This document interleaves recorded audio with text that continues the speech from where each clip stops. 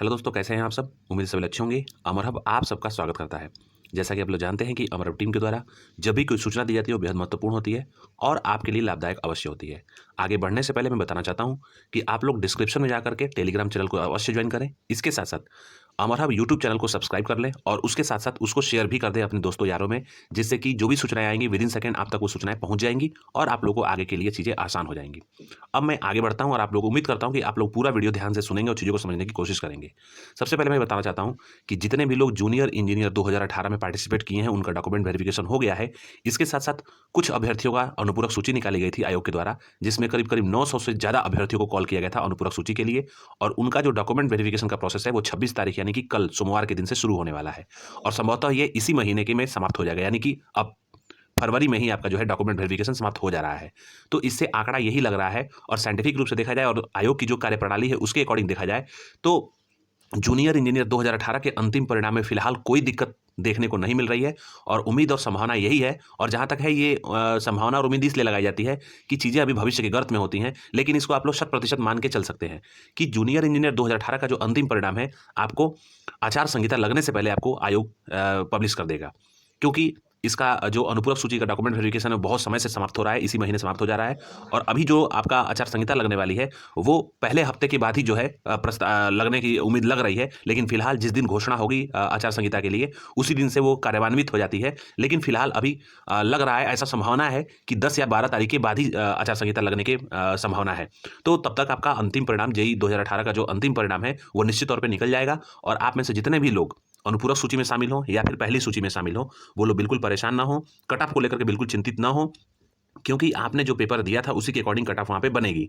तो इसके लिए बिल्कुल घबराने की आवश्यकता नहीं है। आप लोग कट ऑफ के लिए बिल्कुल निश्चिंत रहें, क्योंकि कट ऑफ जो है एग्जैक्ट केवल आयोग को पता है। और आप लोग को ये भी पता है कि कुछ चीज़ें ऐसी होती हैं जो कि आयोग से खबरें नहीं मिलती हैं और वो कॉन्फिडेंशियल होती हैं। तो जो आयोग का काम है आयोग के काम पे छोड़ दीजिए उसको। लेकिन फिलहाल जो अंतिम परिणाम का संभावना है आपका वो निश्चित तौर पर आचार संहिता लगने से पहले पहले जूनियर इंजीनियर 2018 का अंतिम परिणाम आपको देखने को अवश्य मिलेगा। इस चीज़ को आप लोग ध्यान रखिएगा। इसके साथ मैं बताना चाहता हूं कि जितने भी लोग एएसओ 2019 से संबंधित अभ्यर्थी हैं उनका ऑलरेडी डॉक्यूमेंट वेरिफिकेशन मई के महीने में ही समाप्त हो गया है, करीब करीब 10 महीने हो गए।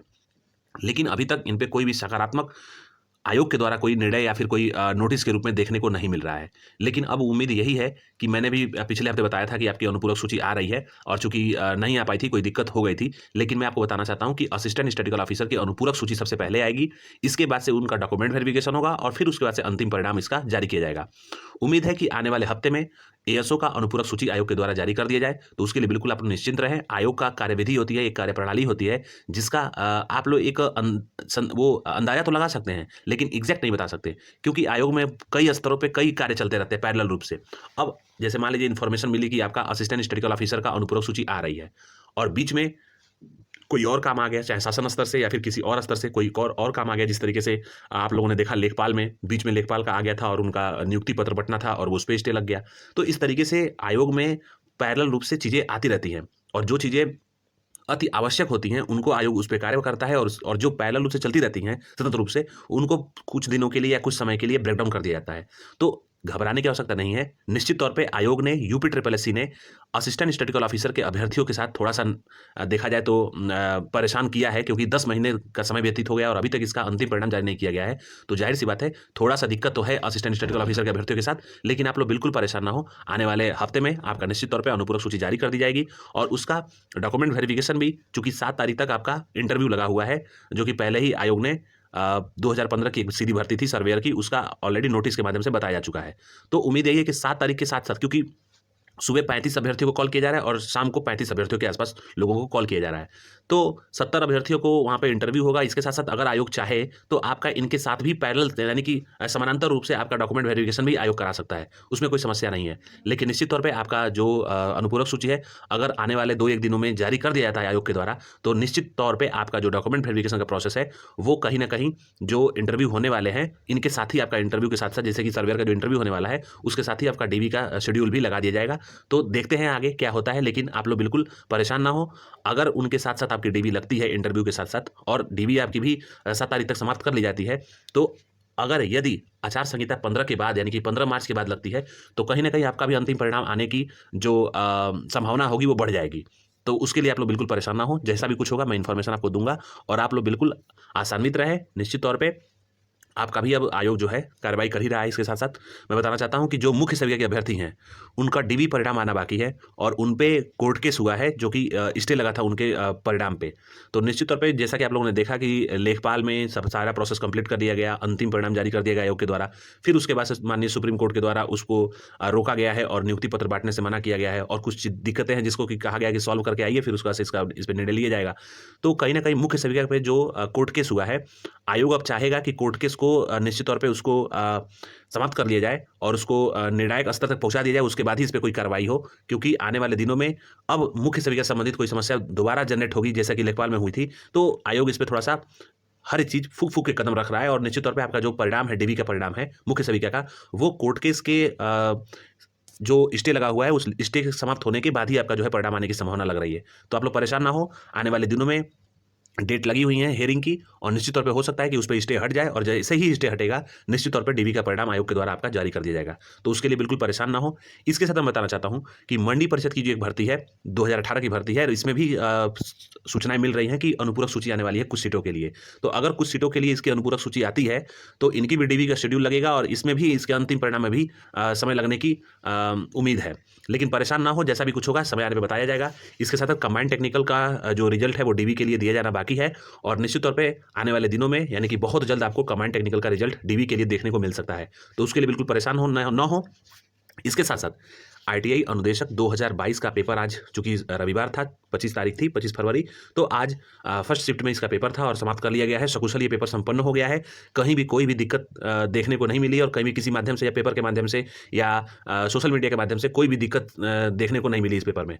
तो उम्मीद यही है, होप यही है कि सकुशल ये पेपर समाप्त कर लिया गया आयोग के द्वारा और निश्चित तौर पर इसमें 80 से 90% बच्चे पार्टिसिपेट किए होंगे। जैसा भी कुछ होगा आपको आयोग के द्वारा या पेपर के माध्यम से आपको ये डेटा पता चल जाएगा कल तक। इसके साथ मैं बताना चाहता हूँ कि इसका जो पेपर का पैटर्न, पेपर का जो लेवल था वो मॉडरेट लेवल का था और निश्चित तौर पे यूपी ट्रिपल एससी आजकल जो पेपर बना रही है वो मॉडरेट लेवल का ही बना रही है। तो जो इसका कट ऑफ है वो निश्चित तौर पे आप लोग देखने को आप लोग को मिल सकता है कि 50% के आसपास अगर आपने सही करके आया है, अगर आप 50% के आसपास पेपर सही करके आए हैं तो आप लोग को डीबी के लिए कॉल निश्चित तौर पे आएगी। और हमको तो ये लग रहा है कि चूंकि आपका एक बार ऑलरेडी डीबी इसमें हो चुका है तो हो सकता है कि आयोग निर्णय लेकर के और इसका अंतिम परिणाम ही जारी करे डायरेक्ट, क्योंकि ऑलरेडी इसकी डीवी आप लोगों ने डॉक्यूमेंट वहाँ पे सबमिट किया और उसके बेसिस पे आपको कॉल किया गया था रिटन एग्जाम के लिए। लेकिन फिलहाल फिजिकली वेरीफाइड नहीं हुआ है, यानी कि आपको बुला करके वेरिफिकेशन तो हुआ नहीं है।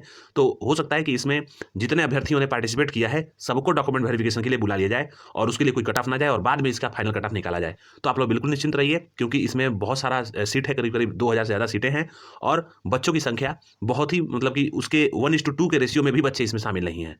तो आप लोग समझ सकते हैं कि इसका कट ऑफ ज़्यादा जाने की आवश्यकता, मतलब ज़्यादा जाना ही नहीं है किसी कट ऑफ। इसके साथ साथ बताना चाहता हूं कि 18/5/2016 और 2015 में जो साक्षात्कार की भर्तियां बची हुई थी, सीधी भर्तियां बची हुई थी जिसमें साक्षात्कार की बेसिस पे सिलेक्शन होना था, आप लोग देख रहे हैं कि जैसे सर्वेयर का आया है, इसके पहले एक और भर्ती का इंटरव्यू समाप्त हुआ है आयोग के द्वारा। तो पैरेलल रूप से जो भी पहले डॉक्यूमेंट सबमिट हो चुके हैं आयोग में, उनका स्क्रूटनी करने के बाद से उनका ऑलरेडी एक एक करके, चूंकि आयोग को मिल चुके हैं, जो सदस्य की कमी थी वो आयोग को आयोग में पूरे हो चुके हैं, यानी कि जो कोरम पूरा करना था सदस्यों की वो आयोग में पूरे हो चुके हैं। और जो साक्षात्कार होना है सीधी भर्तियों पे वो संभवतः सतत रूप से चलता रहेगा। अगर आपका आचार संहिता लग जाती है फिर भी आपका आचार संहिता में भी साक्षात्कार होना बंद नहीं होगा और ये सतत रूप से चलता रहेगा, क्योंकि ऑलरेडी ये प्रक्रिया में है और जो चीज़ें प्रक्रिया में होती हैं वो सतत रूप से चलती हैं।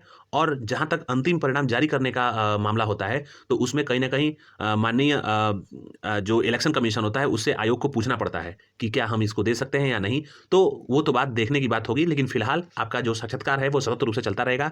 और इसमें कुछ आईटीआई अनुदेशक के साक्षात्कार होने हैं, इसके साथ साथ असिस्टेंट स्टैटिस्टिकल ऑफिसर के 2016 में साक्षात्कार होने हैं, इसके साथ साथ मार्केटिंग इंस्पेक्टर के कुछ साक्षात्कार बाकी हैं, इसके साथ साथ डेयरी टेक्नोलॉजी के हैं, डेयरी उद्योग के हैं और भी तमाम तरीके के इसमें साक्षात्कार लगे हुए हैं, जो कि एक एक करके आपको नोटिस के रूप में आयोग की ऑफिशियल वेबसाइट पर देखने को मिल जाएगा। तो उसके लिए परेशान ना हो, जिनका साक्षात्कार होना शुरू हो रहा है, यानी कि सर्वेयर का शुरू हो रहा है, तो सर्वेयर का जैसे ही समाप्त होगा इसके बाद अन्य किसी भर्ती का साक्षात्कार शुरू हो जाएगा, अन्य किसी पदों पर साक्षात्कार शुरू हो जाएगा।